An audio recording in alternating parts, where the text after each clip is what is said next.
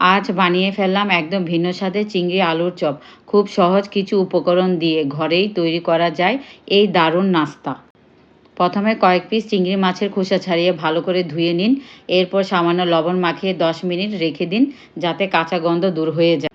একটি বাটিতে ময়দা, সামান্য লবণ ও মরিচের গুঁড়া দিয়ে অল্প অল্প পানি দিয়ে একটি লিকুইড ব্যাটার তৈরি করে নিন। কয়েকটি সেদ্ধ আলু দিয়ে ভালো করে মেখে নিন।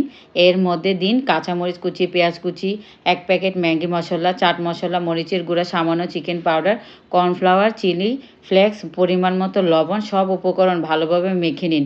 এরপর আলুর মিশ্রণ থেকে অল্প অল্প করে নিয়ে গোল গোল করে বল বানান।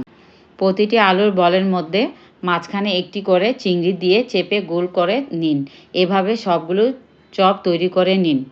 এবার কোটিং করার পালা। প্রথমে চপগুলো তৈরি করা লিকুইড ব্যাটারে ডুবিয়ে নিন। তারপর ব্রেড ক্রামে গড়িয়ে ভালোভাবে কোট করে নিন। একটি ফ্রাই প্যানে তেল গরম করুন। তেল গরম হলে একে একে চিংড়ি আলুর চপগুলো দিয়ে মাঝারি আঁচে ভেজে নিন।